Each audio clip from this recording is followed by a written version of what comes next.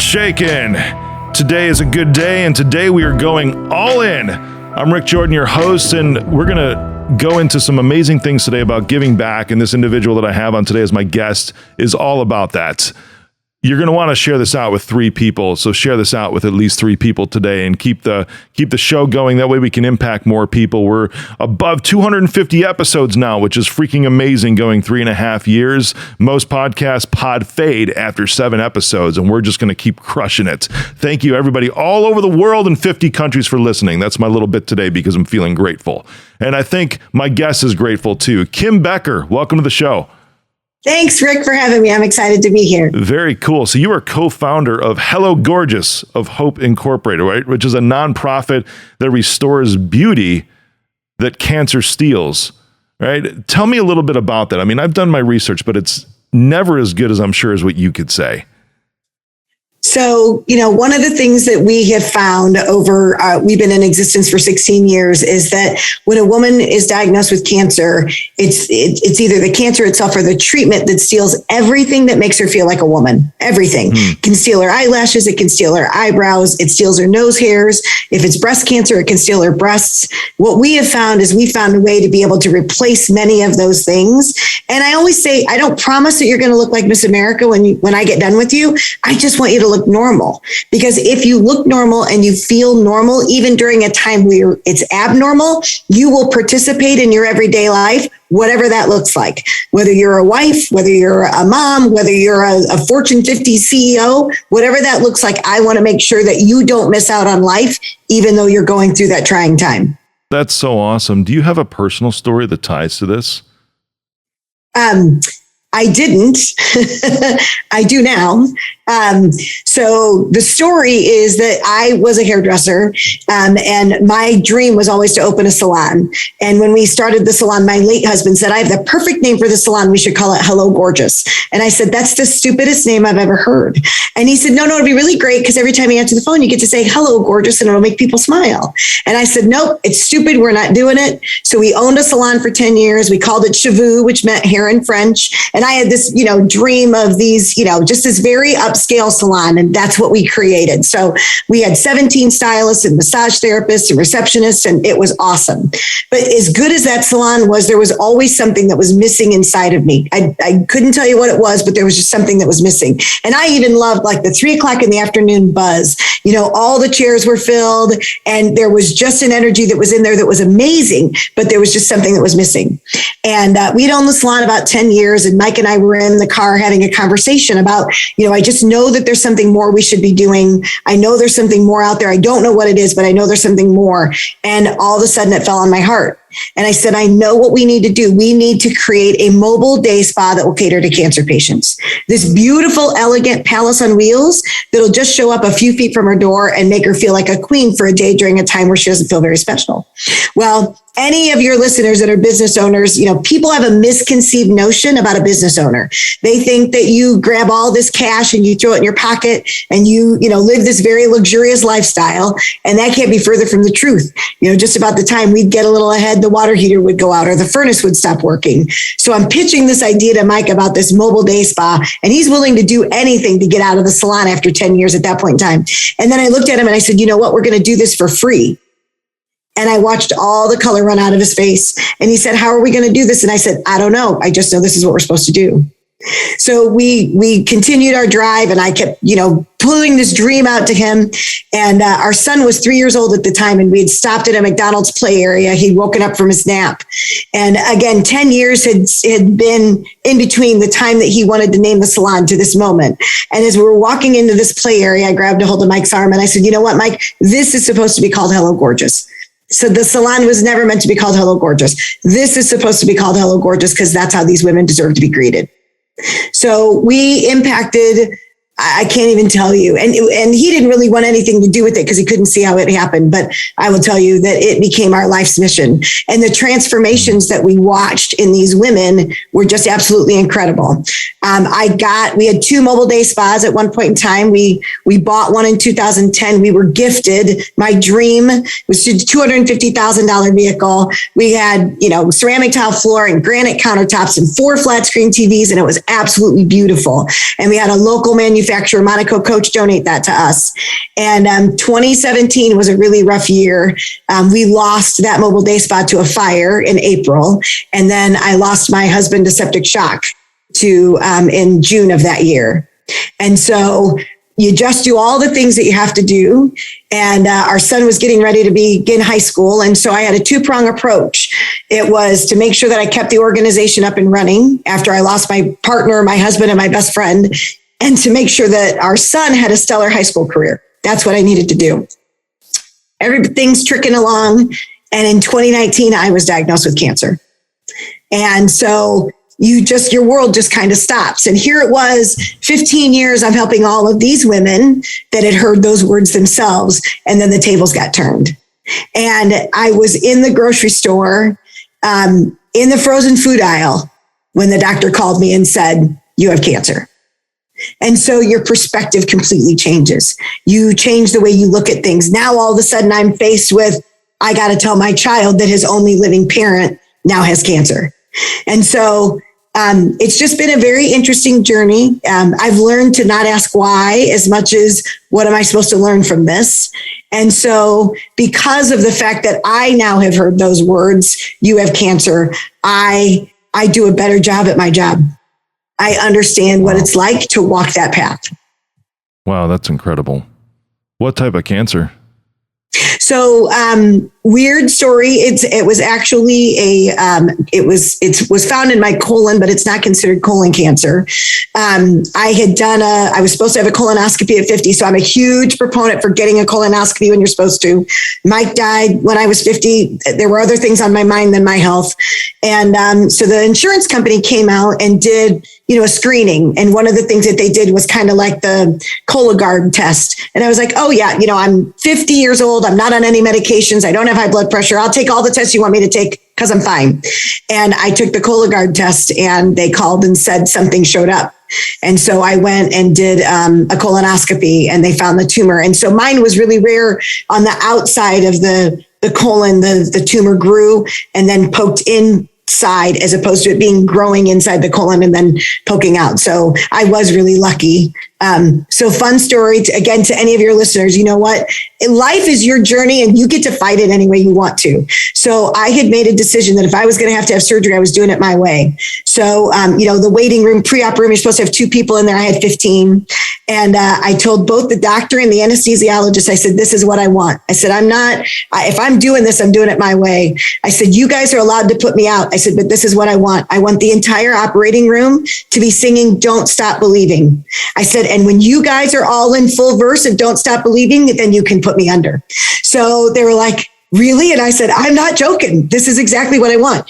So they're wheeling me down into the operating room, and one of my very good friends was there, and she had a Spotify playing and had "Don't Stop Believing." So I get into the operating room and the anesthesiologist goes, look, you just heard "Don't Stop Believing." I'll play you another Journey song right now, but I'm not playing that one. And I'm like, okay, that's fine, but you know the rules. So they got me all prepped and stuff. And honest to God, Rick, they played "Don't Stop Believing." The entire operating room was singing. And that's the last thing I remember before I got put out. The next thing I know, I woke up and I was in recovery.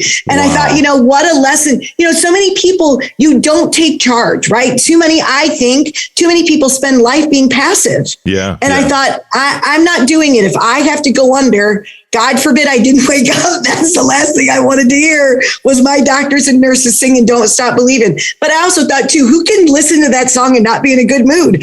They were cutting me open. I wanted everybody in a good mood that day. So that's incredible. Oh my gosh. Were they singing that when you came back too? Yeah, no, they weren't. I was in a dark room in recovery and had gotten sick from the anesthesia. So that would have been good too. But oh my gosh. That's a crazy story. My grandfather passed from colon cancer, the traditional kind. He was 73 years old. And from what I understand, it can be a hereditary thing too. So that's 2 generations beyond me. So I'm still, about 10 years away from when they have to start screening every year or something like that, but I'm sure things have advanced, but yours was on the outside, right? But it's even though it was an easier cancer, it's probably not easy to just hear that kind of news in the first place. That's right. Well, and so my husband was sick for a long time. He was diagnosed with a liver disease 3 years after we got married. So there were a lot of hospital stays and emergency room visits. And I literally spent 20 years of our marriage advocating for him. And when he died, that was my fear. I'm like, here it is. I've spent all this time caring for him. If something happens to me, who's going to be there to care for me? And so luckily I knew all the right questions to ask. Actually, the doctors, when I was, advocating for him, people would say, are you a nurse? I'm like, no, I'm a hairdresser. And they're like, well, you're asking. And I said, well, because when you live, eat, and breathe this for 20 years, you can't not have it. And so, it's the same thing. There's so many different thoughts that go through your mind after you hear those words. And I have a love-hate relationship with Google. Because the first thing I did was went to Google. I had myself dying. And when I was reading, I had some lymph node involvement. I was stage 4. I started a will. I took my sister out to lunch, told her what I wanted for my funeral. I mean, it was all the things. And it didn't have anything to do with me because it was a different type of cancer. I think the hardest thing now is it's the, you get far away from the surgery, the scar heals, all that things. I never want to forget that I'm a cancer survivor. I never want to take a day for granted. And I'll tell you what, it's very apparent to me. In the beginning, I had to go to the doctor every 3 months. Then he stretched it out to 4. So I still go to the oncologist every 6 months. And the pit and the sick feeling that I get in my stomach every time you walk into that place makes me remember, even though there's no evidence of disease, there's always a chance it'll come back. So I am learning to live for today, right? Not that I'm going to go skydiving or anything like that, but I don't worry so much about things that are going to happen tomorrow because nobody's guaranteed tomorrow. All I want to do is just live my best day today, because then if it's my last day, I know I did a really good job at it. But so many of us put things off because tomorrow will be here. We take tomorrow for granted. You know what? You hear the words, you have cancer, you don't take tomorrow for granted anymore. Right on. The only day we're ever guaranteed is today. Not tomorrow, the next week, the year after. The only day we're ever guaranteed is today. What are you going to do today? That's exactly right. What are you going to do today? That's right. Well, and that's why I'm here, right? One of the reasons that I'm here is to be able to share my story so that today I hope that I made an impact in the lives of your listeners. Did somebody's put up a colonoscopy? They'll go get it done, right? Somebody else that's complaining and moaning about something that's little, but really, I loved what you said. Today's a good day. First thing you said when you got on there, today's the day and you're feeling grateful. You know what? Anthony Robbins says you can't be grateful and fearful at the same time. I choose to be grateful. And it's little things. I'll tell you what, after Mike died, it was hard because our son was probably 14 months old when he joined me in the business. We literally spent every day together. Our desks were across from one another. We woke up in the morning, we went to bed together, we worked with each other, all those things. And all of a sudden that person is gone. And so there were days that I literally had to be grateful that the grass was growing. That's all I had. I didn't at that point in time, but I had to find something to be grateful for. I remember sitting in the car one day with my son in tears. And I said, you know what? And all the times the water never got shut off. We have a roof over our head. The car is still running. The biggest thing was to keep the child alive. I was the breadwinner in the family. Because of being a hairdresser, we chose for Mike to stay home. And so I had to learn now how to have this relationship with my son. But, it's all of those things, advocating and gearing him and all through high school, which is not an easy. I'm grateful my child was, very easy. But I think we look too much on what we don't have as opposed to what we do have. And even though people may not be where they want to be, if you're grateful for where you are right now, it gets you a lot closer to where you want to be. Because I think sometimes you've got to be happy in this moment before you can be happy in the next moment.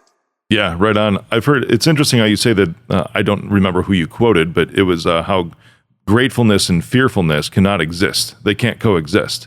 And there's another interesting perspective that I've had too around fear. It's fear is never something that you can be, well, let me say this the right way. Fear is only something you can be afraid of right now in the present. It only has to do with something that's happening to you right here and now. Fear cannot be something that has already passed because it's done, it's over. And fear cannot be something that's in the future because you don't even know if that is going to happen. So fear can only be felt in something that's happening to you right now. So something that of, like you get the call from cancer, right? Feel the fear in that moment. but then you can immediately shift that, with some mental discipline, to say, what am I grateful for? I love that you took your sister out and said, because it's like, hey, if I've only got today, if I've only got right now, which it may be that way, I may have Googled up too many things. That's very possible. But if I only had today, right now, what would I do? Because that's the truth, is that you only know that you really have today. When you only know you really have today, what are you going to do? That's right. And again, I think that you're right.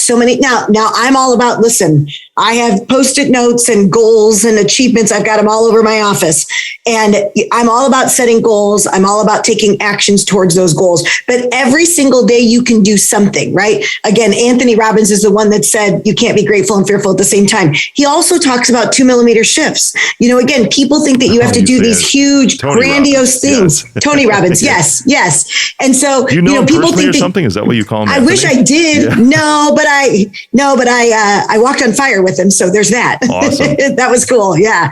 And so I think that, he talks about 2 millimeter shifts. Yeah. Because you only have today, there's so many people that think you've got to do these great, big, grandiose things that are going to make, it's not. Sometimes I think it's just doing the simplest thing and either doing it over and over and over again, or you make a decision, it's a small decision, and then you just make another decision. But if you are in the moment right now, it's easier for you to make those decisions and those 2 millimeter shifts. That's the way it's got to be. Because I talk about it in a similar way, but I've heard Tony talk about that before too when I've seen him live. But I talk about it as in, you only ever really know your next step. And that's the only thing to focus on. But this has to do with fear too. Because if you can look at your next step, fear can also go away, because you can be grateful that you even have that next step, that you know what that next step is. And almost all the time, you always know what that next step is. Not the second, not the third, not the fourth, not the 87th step, but you typically always know what that next step is to take. And if you focus on that, just move into that, when you do that, you're going to figure out what the step is after that. That's right. Yeah, That's I right. love it. Well, and when my husband died, I equated it to eating an elephant, right? And what they say a lot of times is, how do you eat an elephant? One bite at a time. And when I talk to widows now that are newly widowed, I just say, they're like, how am I going to get through this? And I said, you just take a step. And then you take another step.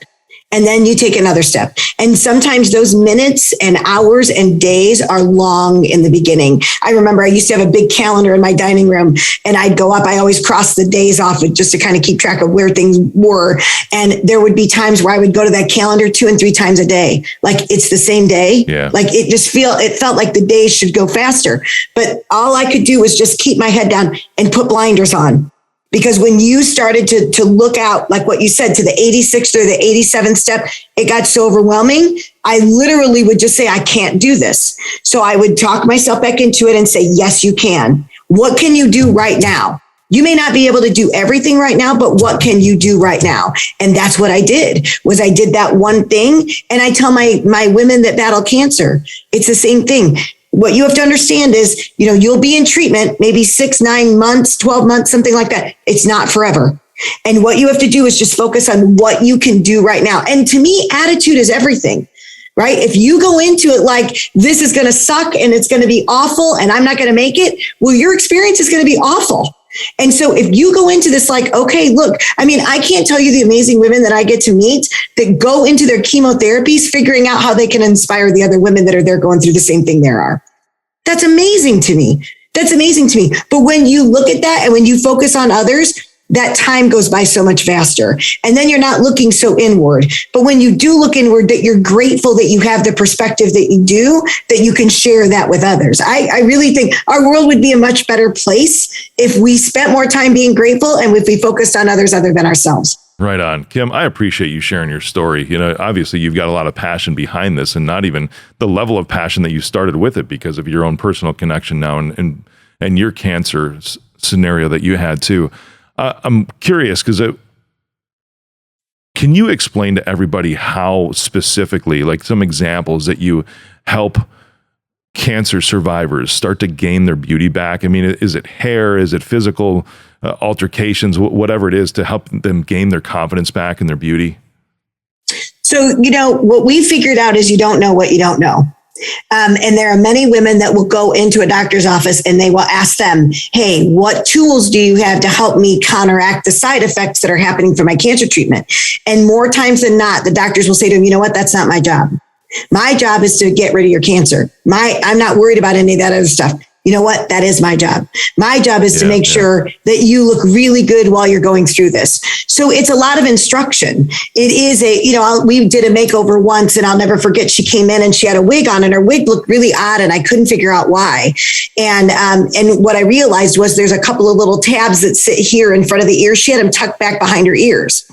So when they were tucked back, you saw the strip of bald scalp right here. But she didn't know any better. She didn't know what else to do. So what I want to be able to do is if I want to empower and educate women by creating an experience for them. So that when they walk away from this, they're like, I can do it. So one of the ways that we do that is we actually do in-person makeovers. And it was really good prior to COVID.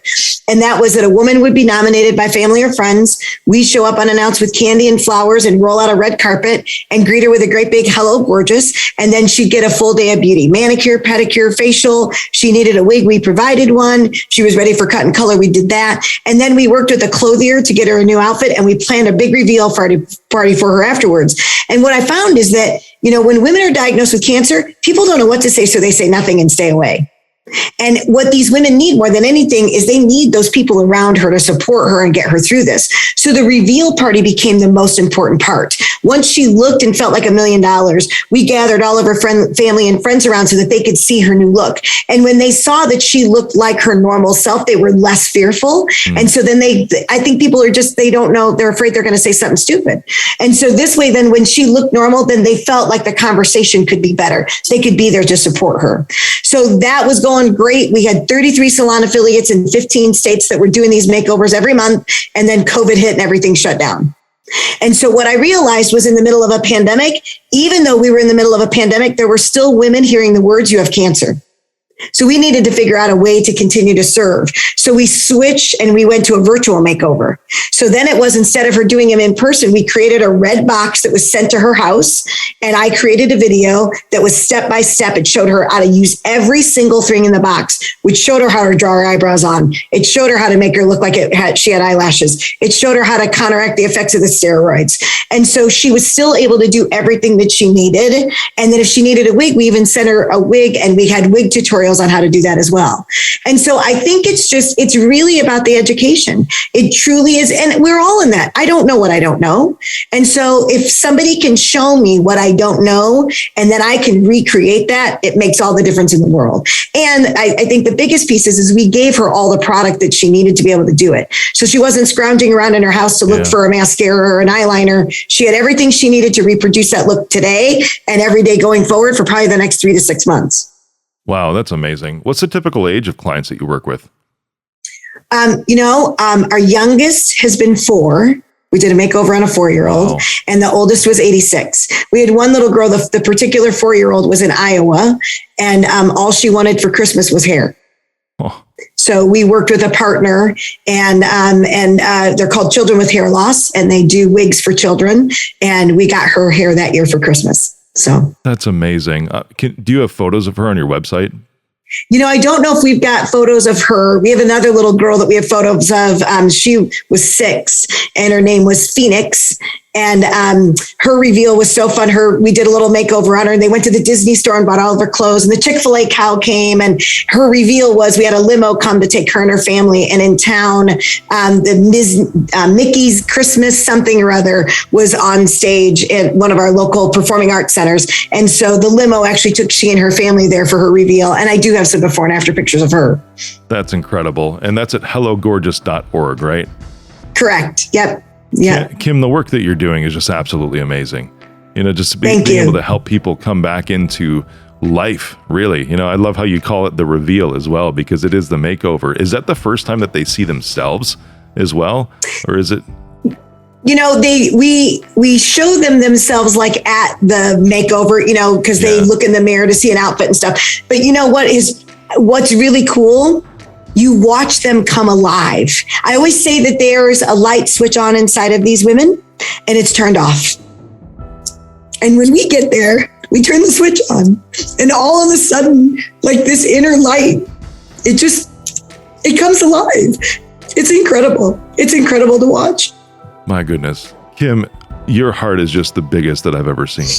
I appreciate you so much. Thank you. Keep doing I have the best job in the whole world. I really do have the best job in the whole world. No doubt. Keep doing what you're doing. Keep going. And everyone, hellogorgeous.org. That's where you can support Kim and what she's doing. It's just incredible. I'm sure people can donate on there too, right?